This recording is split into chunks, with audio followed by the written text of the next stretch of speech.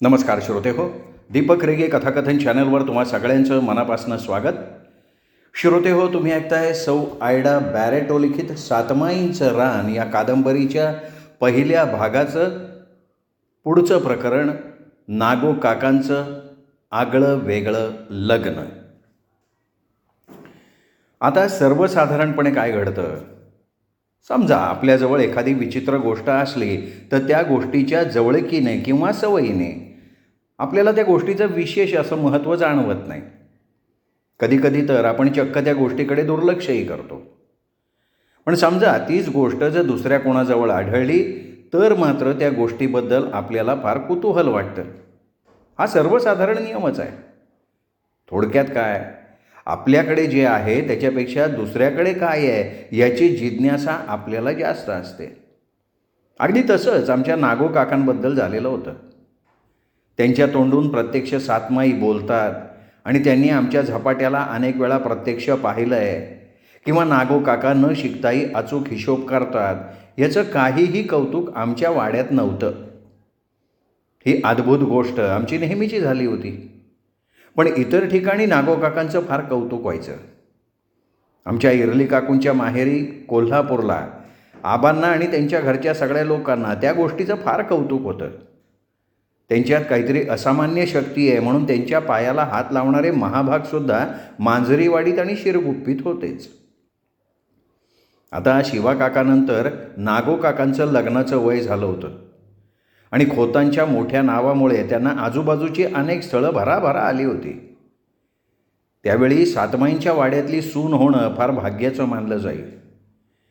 आजीनं देखील यंदा कापणी झाली की नागो काकांचं लग्न करायचं ठरवून टाकलं होतं. एकदा आत्यानी आणि आजीनी त्यांना बोलवून आलेल्या स्थळांची अनेक छायाचित्रं दाखवली. आत्या त्यांना म्हणाली सुद्धा की नागो, यंदा आम्ही तुझ्या लग्नाचा घाट घातलाय, तुला अनेक स्थळंसुद्धा आली आहेत, तू ही स्थळांची छायाचित्रं बघ आणि तुला एखादी तरुणी पसंत पडली तर आम्हाला सांग, म्हणजे त्या स्थळाला प्रत्यक्ष बोलवून आपल्याला पाहता येईल. तसंच नागो, तू किमान 4-5 स्थळं तरी पसंत कर, म्हणजे त्या स्थळातनं आपल्याला तुझ्यासाठी एखादी तरुणी निवडता येईल. हे ऐकून नागो काका आपल्या आईकडे बघत म्हणाले होते, आई, माझ्याकडे अजून माझ्या लग्नाबाबतचा सांगावा सातमाईंकडनं आलेला नाही आहे, तो आल्यावर बघूया. तशी आजी म्हणाली, अरे मर्दा, तू पोरगी पसंत केल्यावर सातमाई तुला कौल देतील ना. पोरा तिचं वाड्याच्या लायक, सातमाईंची सून होण्याच्या लायकीची असली तर तसं सांगतीलच ना त्या. नंतरच आपण काय तो निर्णय घेणार. त्यांनी आनंदी अक्काकडनं ती सगळी छायाचित्रं घेतली, भराभरा पण नीट पाहिली. परंतु ह्यावेळी त्यांना एक देखील तरुणी पसंत पडली नव्हती. तसं ते आजीला म्हणाले होते, आये, मला ह्यातली एक देखील पसंत नाही, तू ह्या सगळ्या स्थळांना नकार दे, मला निदान ह्या वर्षी तरी लग्न करायचं नाही.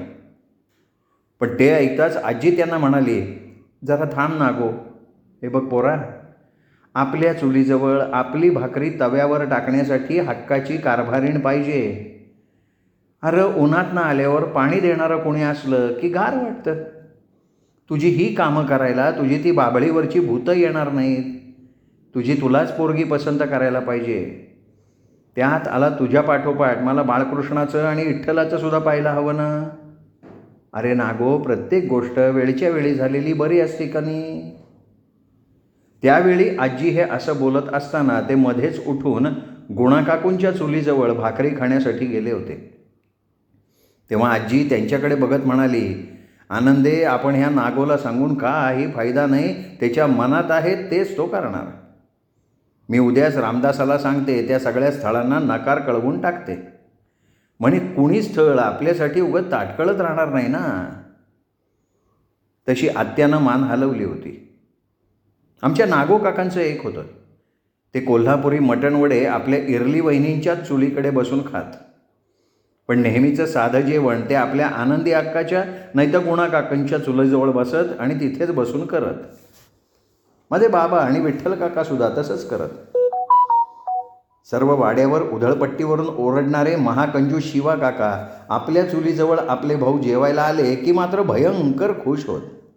नंतर जेवताना ते मध्येच ओरडत, गुणे, अगं माझ्या भावांना तुझी चण्याची उसळ आवडते, तर त्यांच्या ताटात तू एवढीशी उसळ काय वाढतेस? घाल त्यांना उसळ घाल, 2-2 भाकऱ्या सुद्धा घाल, वरनं दही घाल. तेव्हा गुणा काकू हसत हसत आपल्या देरांना वाढायच्या.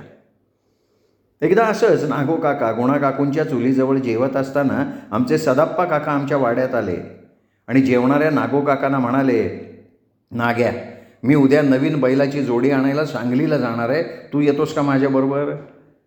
म्हणजे गड्या, तुला बैलांची चांगली पारख आहे म्हणून मी म्हणतोय, तू आलास तर बरं होईल. तेव्हा नागो काकांनी त्यांना चटकन होकार दिला होता. जाताना सदप्पा काका आजीला म्हणाले, आये, आता सांगलीला बैलाचा बाजार 4 दिवस भरतो. प्रत्येक दिवशी नवी नवी बैलाची जोडी बाजारात येते, म्हणून मी आणि नागो 4 दिवसांनी परत येऊ. मला थोडं बियाणंसुद्धा आणायचं आहे आणि आहे माझ्या वाड्याकडे लक्ष ठेवा. तशी माझ्या आजीनी मान हलवली. दुसऱ्याच दिवशी आमचे नागो काका आणि सदप्पा काका सांगलीला 4 दिवसांकरता निघून गेले. त्यावेळी एक घटना घडली होती. एकदा आमच्या ओसरीवर गुणा काकू, इरली काकू, आनंदी आत्या आणि आजी कापसातल्या बिया काढत बसल्या होत्या. आजी अचानक म्हणाली, इरले, आनंदे, माझ्या मनात एक विचार आला आहे. हा आपला नाग्या काही लग्नाला तयार होत नाही. त्याला आता एवढ्या पोरींची छायाचित्र दाखवली तरी त्या मेलेल्या एकही पोरगी पसंत पडली नाही. आपण असं केलं तर, आपण आपल्या दौलतीची कमळीच त्याच्यासाठी मागितली तर? जर दौलती होय म्हणाला तर घरचीच पोर घरात येईल आणि नाग्या कमळीला काही नाकारणार नाही. तेव्हा आजीचा हा विचार सर्वांना पटला. यात आनंदी आत्या पटकन म्हणाली, आये, हे कधी माझ्या लक्षातच आलं नव्हतं बघ. मग आजी तिला म्हणाली, अगं आनंदे, अगोदर आपण रामदास आणि शिवाला विचारूया. जर ते हो म्हणाले तर उद्या कमळीला मागणी घालू आणि ह्या महिन्यात नागोचं लग्न आटपून टाकू. त्यानंतर मी लगेच बाळकृष्णाच्या लग्नाचं बघणार आहे. अगं, मी असताना यांचे संसार भरलेले मला पाहायचे आहेत गं. त्या दिवशी शेतातून जेवायला आलेल्या रामदास आणि शिवा काकांकडे माझी आजी कमळीला नागोसाठी मागणी घालायची बोलली, तेव्हा त्यांनासुद्धा आजीचा विचार पटला होता आणि लगालगा दुसऱ्याच दिवशी आमच्या सातमाईंच्या वाड्यातनं नागोसाठी कमळीला मागणी घालण्यात आली होती. त्यावेळी आमच्या दौलती काकांनी लगेच होकार देऊन इरली काकूंकडनं मागणीचं ताट घेतलं होतं आणि नागो काका सांगलीला असताना त्यांच्या लग्नाची तयारी आमच्या वाड्यात सुरूसुद्धा झाली. तेव्हा एक विचित्र घडलं होतं. आमचे विठ्ठल काका जवळपास कोणी नाही असं बघून आजीजवळ जाऊन घाम पुसत म्हणाले, आये, तुम्ही हे काय चालवलं आहे? अगं, नागो दादाला एवढ्यात लग्न करायचं नाही आहे तर तुम्ही का त्याच्या मागे लागलाय असे? त्यात नाग्या काका केवढा, ती कमळी केवढी, याचा तरी विचार करा. ती मागणी ताबडतोब रद्द करा. तशी माझी आजी अत्यंत आश्चर्यानं आपल्या विठ्ठलाकडे बघत म्हणाली, अरे तुला काय झालं विठ्ठला? हे बघ पोरा, आता कमळीला मी ती जन्मल्यापासून ओळखते. माझी खात्री आहे की नाग्या तिला होकार देणार. आणि विठ्ठला, कमळीत काय वाईट आहे? चल तुझा नागोचं काय करायचं आहे ते मी बघते. तेव्हा आमचे विठ्ठल काका गप्प सातमाईंच्या पारावर जाऊन बसले. तेव्हा आजी स्वतःशीच पुटपुटली, शिवा म्हणतो तसं ह्या वाड्यात कोणाला शिस्त अशी नाही. आता नागोसाठी आम्ही कमळीला पसंत केली तर या विठ्ठलाला काय झालं देव जाणे. परंतु नंतर आजी नागोच्या लग्नाच्या खरेदीत ते सगळं विसरून गेली होती. पण गंमत अशी की दुसऱ्याच दिवशी दुपारी दौलती काकांची कमळी आपले रडून रडून सुजलेलं तोंड घेऊन आत्याकडे आली. आत्याला धरून ती रडायलाच लागली. ती हलकेच म्हणाली, आनंदी आत्या, मला एवढ्यात लग्न नाही करायचं, पण आई आणि बा माझं काही ऐकायला तयार नाहीत, तू तरी सांग त्यांना. तसं तिला मायेनं थोपटत आत्या म्हणाली होती, कमळे शांत हो. हे बघ पोरी, तुला तुझ्या बाचा स्वभाव माहिती आहे. त्यात त्यांनी माझ्या आईला शब्द दिला आहे, आता माघार घेता येणार नाही. तरी कमळे, आमचा नाग्या चांगला आहे आणि आज ना उद्या तुला लग्न करावंच लागणार आहे. मग ते लवकर केलं काय आणि उशिरा केलं काय सारखंच आहे ना. पण कमळी म्हणाली, आत्या, मला नागोशी लग्नच करायचं नाही आहे मी. ते ऐकून मात्र आमची आनंदी आत्या भडकली आणि रागात म्हणाली, काय गं कमळे, आमच्या नागोत काय कमी आहे? तो दारू पित नाही, पान खात नाही, तंबाखू खात नाही आणि मुख्य म्हणजे सातमाई त्याच्याशी बोलतात. अगं, असं नवरा मिळायला नशीब पाहिजे. तेव्हा पुढे काही न बोलता कमळी रडत रडत आपल्या घरी निघून गेली. कमळीला माहिती होतं की आता तिचा बा कुठल्याही परिस्थितीत आपला शब्द मोडणार नाही. आणि एकदा विठ्ठल काका पुन्हा आजीजवळ जाऊन म्हणाले, अये त्या कमळीला आपला नाग्या दादा पसंत नाही आहे, तू मागणी मागे घे. मग मात्र आजी भडकली आणि म्हणाली, विठ्ठला, तू नाग्याच्या लग्नाच्या मागे का पडलायस? हे बघ, गुळाची ढेप पुढे ठेवल्यावर सगळं गोड लागतं, तसं संसारात पडल्यावर कमळीचं होईल, तू चिंता करू नकोस. तेव्हा आमचे विठ्ठल काका पुन्हा सातमाईंच्या पारावर जाऊन गप्प बसले होते. 4 दिवस तसेच गेले. 4थ्या दिवशी सदप्पा काकांबरोबर बैलांची जोडी घेऊन आमचे नागो काका आले तर वाड्यात त्यांच्या लग्नाची तयारी जोरात सुरू. परंतु त्यांना कमळी प्रकरण कळताच नागो काका जाम वैतागले होते. ते सरळ आपल्या आईकडे गेले आणि म्हणाले, आये, मला ती कमळी पसंत नाही, मी तिच्याबरोबर लग्न करणार नाही. आणि हे त्यांचं बोलणं ऐकून जवळच उभे असलेले विठ्ठल काका म्हणाले, नागोदा, मी यांना अगोदरच ते सांगितलं होतं, त्यात कमळीला सुद्धा तुझ्याशी लग्न करायचं नाहीये, पण माझं ऐकतंय कोण? दादा, तू ह्यांचं ऐकून त्या कमळीशी अजिबात लग्न करू नको. विठ्ठल काकांचं ते बोलणं ऐकलं आणि आजी संतापली. विठ्ठल, तू गप्प बस, इथनं निघ. तुला आज्ञा इतळाला मधी बोलायला कोणी सांगितलं? आणि तशीच ती नागो काकांकडे बघून ओरडली, नाग्या, मी सातमाईंच्या वाड्याच्या वतीनं कमळीला मागणी घातली आहे. दौलतीनं मला तसा शब्दही दिलाय, तेव्हा आता तुला हे लग्न करावंच लागणार. नाग्या, कमळी आपल्या घरची आहे, नाके डोळी नीटनेटकी आहे, मग मेल्या तुला काय झालं आता? तसे नागो काका काहीही न बोलता विठ्ठल काकांसारखे सातमाईंच्या पारावर जाऊन बसले होते. त्या दुपारी वाड्यातले सगळेजण नागो काकांच्या लग्नाबद्दलच बोलत बसले होते. तेव्हा नागो काका मात्र रागानं न जेवता सातमाईंच्या पारावर जाऊन बसले होते. ते बघून आजीसुद्धा रागानं म्हणाली, कुणी त्या नागोची समजूत घालायला जाऊ नका, भूक लागली की येईल भाकरी खायला. तेव्हा नुकतीच भाकरी खाल्लेले आमचे विठ्ठल काका शेतावर जाण्यासाठी घाईघाईत उठले. तसं आजी त्यांना म्हणाली, अरे विठ्ठला, तुझ्या पोटातली भाकरी अजून जिरली नाही, उन्हाचा जाळ नुसता पेटला आहे, जरा निवांत बस आणि मग निघ ना शेताकडे. विठ्ठल काका नको आहे, मी निघतो असं म्हणून घाईघाईनं शेताकडे गेले. आजी वैतागली, या विठ्ठलाची ही तरा तर नागोची ती तरा, खरंच या वाड्याला शिस्त म्हणून उरली नाही. तेव्हा तिथेच बसलेले रामदास काका अडकित्यात सुपारी कातरत म्हणाले होते, आये, विठ्ठल मला सांगत होता कमळीला नाग्या पसंत नाही आणि नाग्याला कमळी पसंत नाही, मग हे लग्न का करायचं आपण?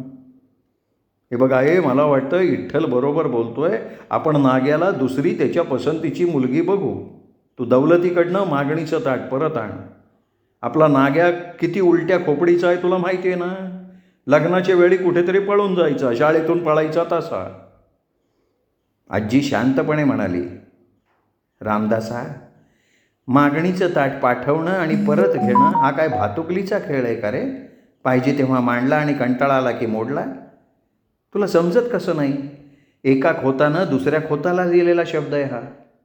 आता तुम्ही कुणी काही त्या नागोला विचारू नका, आपण त्याच्याबरोबर नाचत बसलो म्हणून तो असा आपल्या डोक्यावर बसलाय. काही लग्नात गडबड करणार नाही तो. पण शिवा, तू जरा त्याच्या पातळीवर राहा, हे मात्र नक्की. तसे शिवा काका हे रामदास काकांना म्हणाले होते, दादा, अरे तू काय काळजी करू नको, त्या गड्याला कमळीसारख्या ऊसाची गोडी लागली की नंतर बघ तो ऊस चोखतच बसेल. मग म्हणेल, आये, तू का नाही माझं कमळीबरोबर अगोदर लग्न लावून दिलं? हे ऐकून सर्वजण हसली होती, पण त्या हसणाऱ्या कोणालाच माहिती नव्हतं की नागो काकांच्या त्या वेगळेपणासारखंच त्यांचं लग्नसुद्धा अगदी आगळ्या वेगळ्या तरुणीशी, म्हणजे यल्लम्मा देवीच्या आराधनिकेशी, मंगीशी वेगळ्या पद्धतीनं होणार आहे. आता तुम्हाला वाटेल, अहो, कुठे ते मातब्बर मांजरीवाडीचं खोत घराणं आणि कुठे ती यल्लम्मा देवीची आराधनिका मंगी. तुम्हाला माहिती आहे ना, लग्नाच्या गाठी स्वर्गात जुळवल्या जातात. तेव्हा आता शांत राहा, पुढे काय होतंय ते ऐका. आता आम्ही तुम्हाला या यल्लम्मा देवीच्या आराधनिकेबद्दल सांगणार आहे. वास्तविक हे यल्लम्मा देवीचे आणि तुळजाभवानीचे आराध्ये, वाघे, जोगते, जोगतिणी, मुरळ्या, आराधनिका हे सर्व मूळचे परभणी, लातूर, उस्मानाबाद, सोलापूर, कोल्हापूर, सांगली या भागातले होते. आता अशी पद्धत होती की एखाद्या लहान मुलीला नवस बोलून अथवा आणखी काही कारणास्तव देवीला वाहायचं, म्हणजे देवीला द्यायचं. ती शहाणी झाली की तिची नथ उतरून नंतर तिला कुणीही भोगायचं. आता आमची मंगी देखील मूळची कोल्हापूरचीच होती. त्यावेळी ती अवघी 11 वर्षाची होती. तिची काळी सावळी बारीक सणीची आई यल्लम्माची आराधनिका होती. आराधनिका भुत्ते वगैरेच्या पिढ्यानपिढ्या सेवा करतात. त्याशिवाय त्यांना दुसरा कुठला मार्गच नसतो. देवीची सेवा हाच त्यांचा नेमधर्म. त्यांच्या हातातली परडी दुसऱ्या कोणाच्या हाती सोपवल्याशिवाय त्यांना मुक्ती नाही असं मानलं जातं. आईच्या नावानं एकदा मळवट भरला आणि भंडारा उचलला की नंतर ते कायमस्वरूपी असतं. आता मंगीची आई एकदा यल्लम्मा देवीचा पेटारा डोकीवर उचलून आपल्या केसांच्या गुंत्यासह एकदा रस्त्यातच पडली. ती पुन्हा म्हणून तो यल्लम्माचा पेटारा आपल्या डोकीवर घ्यायला उठलीच नाही. त्यावेळी मंगी 7 वर्षाची होती.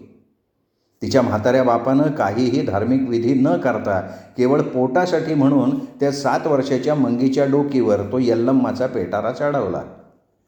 नंतर एकाच वर्षानं मंगीचा तो मानलेला म्हातारा बाप देशी दारू पिऊन आणि आपल्या म्हाताऱ्या पाठीवर चापकाचे फटकारे मारून आपली पाठ रक्तबंबाळ करून आपला रंगीत घागरा वर करून अगदी तिच्या आईसारखाच रस्त्यात पडला आणि आपला वर झालेला घागरा खालीही न ओढता तसाच डोळे वासून कायमचा आडवा झाला. तेव्हा मंगी 8 वर्षाची होती. त्यावेळी पोरक्या झालेल्या मंगीला कोल्हापुरातील आपल्या इतर जातबाईंमध्ये राहायचं अगदी जीवावर आलं होतं. तरी तिचं कोणीच नसल्यामुळे तिला त्या सगळ्यांबरोबर राहावं लागलं. त्यावेळी त्या सर्व नातेवाईकांकडनं तिला इतके वाईट अनुभव आले की एकदा मंगी आपल्या आईचा तो पेटारा उचलून कोल्हापूरहून पळून सरळ शिरगुप्पीला आली. ती सरळ म्हाळसादेवीच्या मंदिराच्या मोठ्या चिंचेच्या झाडाखाली आली आणि आपल्या पेटाऱ्यातल्या यल्लम्मा देवीचा मुखवटा काढून तिने त्या पेटाऱ्यावर ठेवला आणि तिथेच तिने 3 दगडांची चूल मांडली. येणाऱ्या जाणाऱ्या भाविकांच्या 4 दिडक्यांवर ती आपल्या पोटाची भूक भागवून जागायला लागली. रात्री मात्र मंगी देवळाच्या आवारात झोपायची. एकदा म्हाळसादेवीचा तो म्हातारा भटजी पोरक्या मंगीची दया येऊन म्हणाला, पोरी, तुझी परिस्थिती मला माहिती आहे, पण रात्रीच्या अंधारात देव झोपला की भूतं उठतात. तेव्हा तू माझ्या घराच्या मागच्या न्हाणी घराच्या बाजूला एक अडगळीशी लहानशी खोली आहे, तिथे रात्री झोपत जा. त्या खोलीला आतनं कडीसुद्धा आहे. आणि नंतर मंगी 5 वर्ष त्या खोलीत रात्रीची झोपत होती. दिवसा त्या चिंचीच्या झाडाखाली ती राहायची आणि रात्री त्या भटजीच्या खोलीत. अशी ही मंगी दिसायला काळी सावळी, उंच बांध्याची, फार सुरेख तोंडावळ्याची होती. तिचे तेल न लावलेले, काही निगा न राखलेले दाट लांबसडक केस उवांनी भरलेले होते. तरीही मंगीला ते सुंदर बनवीत. तर तिच्या छोट्या सरळ नाकातली चांदीची लाल खड्याची चमकी ती हसताना हळूच चमकायची. मंगीचे डोळे अगदी काळेभोर आणि दाट पापण्यांचे होते आणि सरळ रांगेतले दात अगदी चिमणीच्या दातासारखे लहान लहान आणि छान होते. मंगी दिसायला फार सुंदर असली तरी एकदम हडकुळी होती. तिच्या आईचं ते काळपट लाल फाटकं लुगडं तिच्या बारीक अंगाला अगदी चिकटून बसायचं आणि तिच्या जवळ गेलं की तिला हळदी कुंकवाचा, गोडे तेलाचा कुबट्ट वास यायचा. नदीवर जाऊन दगडानं अंग घासून आंघोळ करणारी मंगी घाणेरडी तरीसुद्धा एका लहान गोंडस चिमणीच्या पिलागत सुरेख, नाजूक आणि निष्पाप होती. आता मंगीला 13वं वर्ष लागलं आणि ती फार सुरेख दिसायला लागली. आता तिचे नातेवाईक शिरगुप्पीला येऊन तिला पुन्हा कोल्हापूरला येण्याबाबत सांगत असत. त्यावेळी त्या म्हाताऱ्या भटजीच्या आड उभी राहून मंगी त्या सगळ्यांना नकार द्यायची. त्यावेळी भटजीसुद्धा तिच्या मागे खंबीरपणे उभे राहिले होते. या मंगीला एक सवय होती, ती आपला यल्लम्माचा पेटारा डोकीवर घेऊन महिन्यातून 4 वेळा तरी शिरगुप्पीला घरोघरी फिरून आपल्या भाकरीसाठी ज्वारी मिळवत असे. तशीच ती मांजरीवाडीत सुद्धा यायची. त्यावेळी काखेत झोळी आणि डोकीवर पेटारा अशा अवस्थेत गावभर फिरून जे काही कोणी तिच्या झोळीत घालेल ते घेऊन सगळ्यात शेवटी ती आमच्या सातमाईंच्या वाड्यात यायची. मंगी आमच्या वाड्यात आली की ती सरळ आमच्या गोठ्याजवळ बसून तिथूनच आजीला हाकारून आमचा सगळा वाडा आपल्या भोवती गोळा करत असे. त्यावेळी आजी आपल्या सगळ्या पोरांना, सुनांना आणि आत्मा, तुकादादा आणि सगुणा मुरलीला बोलवून घ्यायची. त्या हळद कुंकवानं आणि तेलानं माखलेल्या यल्लम्माच्या डोळे वटारलेल्या मुखवट्याला अगदी वाकून वाकून नमस्कार करायला लावायची. नंतर मंगी वाटीतल्या तेलातली हळद आम्हा सगळ्यांच्या कपाळाला आमचे अगदी डोळे वर करून लावत असे. मला वाटतं कदाचित ह्या कपाळाला हळद तेल लावण्याच्या या क्रियेनं तो घोटाळा करून ठेवलेला असावा. म्हणजे मंगीनं यल्लम्माच्या आशीर्वादाची हळद आमच्या नागोकाकांच्या कपाळाला चोळताना मंगीचे सुंदर काळेभोर डोळे आमच्या नागोकाकांच्या डोळ्यात नकळत गुंतले गेले असावेत. आणि नंतर जेव्हा काकांचं वाड्यात लग्नाचं ठरलं, वर त्यांचं कमळीशी लग्न जुळवलं गेलं, त्याचवेळी त्यांना अवघ्या 13 वर्षांच्या मंगीवरील त्यांच्या प्रेमाचा पहिला साक्षात्कार झालेला असावा. ही मंगी वाड्यात आली की आनंदी आत्या तिला भाकरी, उसळ आणि कांदा घालून वाढत असे. तर मंगी जाताना आजी तिला कधी इरली काकूंचं किंवा आनंदी आत्याचं एखादं जुनं लुगडं चोळी देत असे. तसंच सुपा ज्वारी, शेंगा, गुळाचा खडासुद्धा द्यायची. तर संध्याकाळी म्हणून गणू काका तिला 4 भाकऱ्या, उसळ, कांदा, मिरची बांधून द्यायचे आणि यल्लम्माला म्हणून बाटलीतनं पसाभर गोडे तेलसुद्धा तिला द्यायचे. त्यावेळी आजी मंगीच्या हातात 4 दिडक्या टेकवायची आणि म्हणायची, पोरी हातात 4 बांगड्या भर, यल्लम्माला काजळाची डबी घे. त्या 4 दिडक्या देताना आजी तिथे असलेल्या शिवा काकांकडे बघून हळूच ते यल्लम्माच्या मुखवट्याच्या वटारलेल्या डोळ्यांकडे बघून त्यांना खुणवत असे. ते पाहून गुणा काकू त्यावेळी हसत असत. माझ्या आजीला ही एवढीशी मंगी फार आवडत होती. एकदा मंगीनं आपली जन्मकहाणी आजीला सांगितली तेव्हा आजी इतकी गहिवरून आली की तिचं तिला हे ते देणं चालूच झालं. आमची आनंदी आत्या तर म्हणत असे, ही मंगी त्या आराधनिकेची पोरगी नसती, ती आमच्यासारख्या कोणा शेतकऱ्याच्या घरात जन्मली असती तर अगदी आमच्या सगुणेपेक्षा चांगली दिसली असती. तेव्हा आजी उसासून म्हणाली होती, तुझं बोलणं खरं आहे का आनंदे, पण जन्म का आपल्या हातात असतो. इकडे आमच्या आणि दौलती काकांच्या वाड्यात आता लग्नाचा मुहूर्त शोधला जात होता. दौलती काकांचं म्हणणं होतं, ऊसाची कापणी झाल्यावर लग्नाचं ठरवूया. ऊस कापणी तर अगदी जवळ येऊन ठेपली होती आणि आजीचं डोकं आमच्या विठ्ठल काकांनी पार खाऊन टाकलं होतं. ते येऊन जाऊन तिला म्हणत होते, आई माझं ऐक, नागोदादाला कमळी पसंत नाही, तू हे लग्न मोडून टाक. दादा बघ कसा येऊन जाऊन त्या सातमाईंच्या पारावर जाऊन बसतो, त्याचा तरी विचार कर. अगं वाटलं तर दादाला मी दुसरी पोरगी शोधतो ना. तेव्हा आजी विठ्ठल काकांच्या या सततच्या तुणतुण्यावर त्यावेळी भयंकर वैतागली आणि विठ्ठल काकांवर ओरडली, अरे मुडद्या, तुला अजून नीट मिसरूड नाही फुटली तर तू नागोला मुलगी शोधायला निघाला. तुला तरी त्याच्या लग्नाचं काय पडलं एवढं. नागोच्या लग्नाचं मी काय ते बघून घेईन, उगाच त्याला काहीतरी बोलून भडकवू नकोस तू. तसे विठ्ठल काका खाली मान घालून निघून गेले. तेव्हा आनंदी आत्या आजीला म्हणाली, आये या विठ्ठलला काय झालं आहे. आये मी एक सांगते, त्या कमळीलाही नागो पसंत नाही तरी आपण हे लग्न करायचं का गं.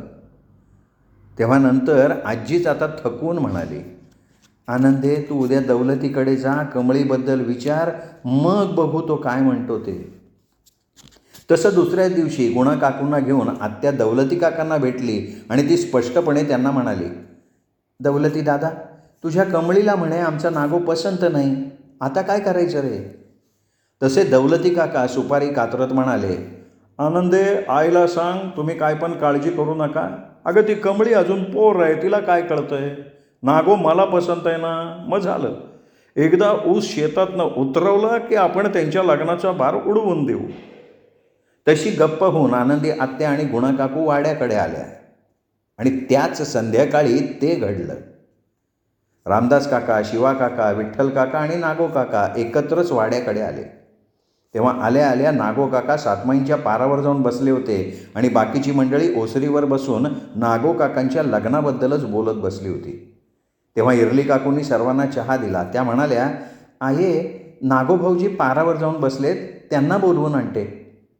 इरली काकू असं बोलत असताना आमचे नागो काका सातमाईच्या पारावरनं उठून भस्कन आत आले आणि आजीसमोर भत्कन बसून आपल्या बसक्या आवाजात ओरडले, आई मी त्या शिरगुप्पीच्या मंगीबरोबर लग्न करणार आहे. क्षणभर त्या ओसरीवर विलक्षण शांतता पसरली. सर्वांना काही कळेच ना. ती यल्लम्माचा पेटारा डोकीवर घेऊन हळद कुंकवानं तोंड माखवून दारोदारी भाकरी मागणाऱ्या यल्लम्माला वाहिलेल्या एका आराधनिकेच्या मुलीशी, मंगीशी हा यशवंत खोताचा मुलगा नागो खोत लग्न करणार आहे. आता मंगीची आई आराधनिका असल्यामुळे वंश परंपरेप्रमाणे मंगी देखील यल्लम्माची आराधनिकाच होणार होती.